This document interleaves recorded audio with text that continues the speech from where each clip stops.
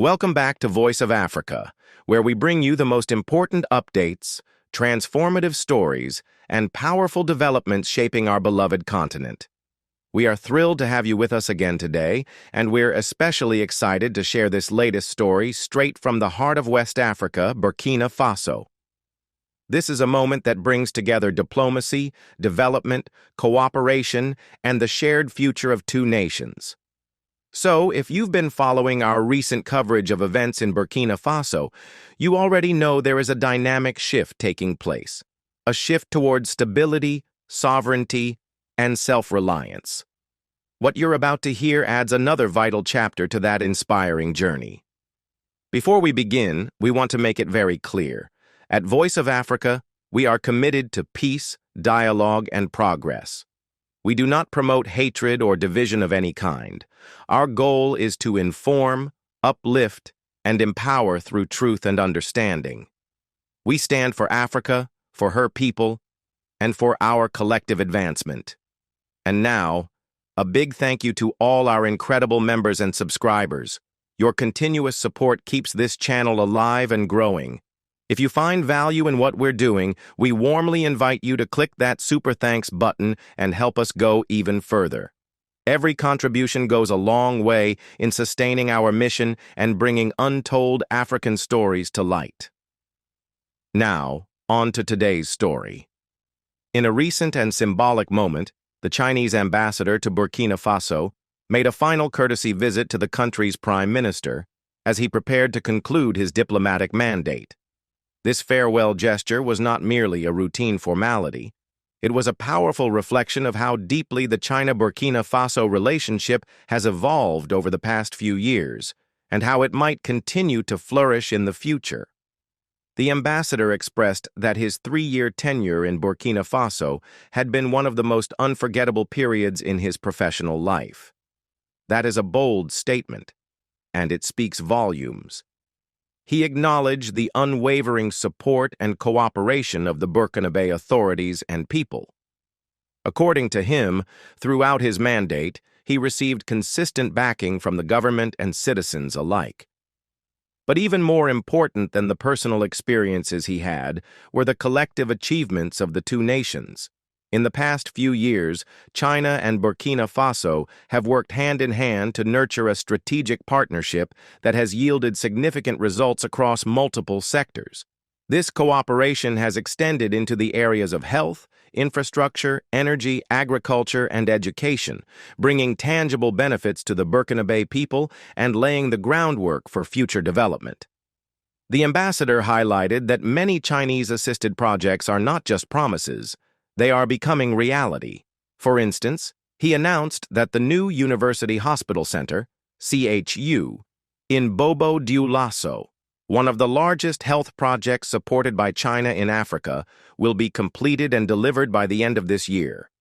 Imagine the impact that will have on healthcare delivery, local employment, and regional access to medical services. But that's not all. He also revealed that a major photovoltaic power plant project is about to break ground in the coming days. This initiative is part of a broader Chinese investment push into Burkina Faso's energy sector, a sector that is crucial for the country's aspirations toward industrialization, rural electrification, and climate resilience. As the ambassador noted, more Chinese companies are preparing to invest in Burkina Faso, especially in energy, manufacturing, and technology. These are long-term investments designed not just to bring profits, but to foster growth, build expertise, and create thousands of local jobs. In agriculture, a sector that remains the backbone of Burkina Faso's economy, there's progress too. Several high-quality Chinese seed varieties have been approved for use in the country, and they are being prepared for large-scale distribution. This could drastically boost crop yields, improve food security, and empower rural communities, particularly in a time when global food supply chains are under pressure and local solutions are more valuable than ever. China is also playing a role in industrial development. The ambassador confirmed that Chinese companies are already at work building a steel plant and a cement factory in Burkina Faso. These facilities will not only enhance domestic production capacity, but also help reduce dependency on imported construction materials, which have historically been a major cost burden. By building locally and employing locally, these initiatives are aligned with Burkina Faso's broader goal of achieving economic sovereignty. But perhaps one of the most promising areas of bilateral cooperation is education and people-to-people exchange.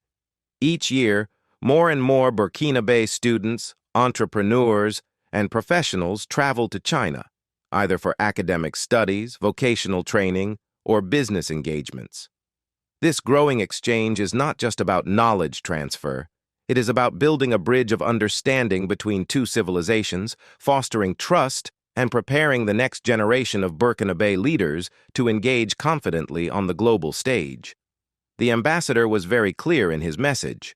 The Chinese government is renewing its commitment to support Burkina Faso in its journey towards stability, security, and autonomous development.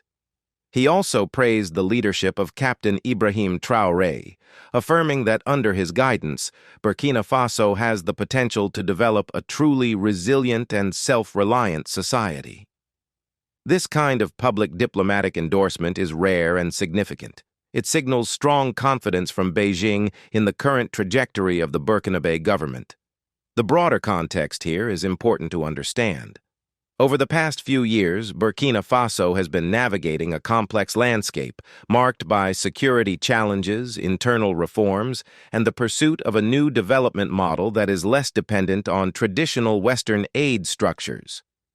China's engagement represents an alternative approach, one based on infrastructure investment, mutual respect, and strategic partnership rather than conditional loans or political interference.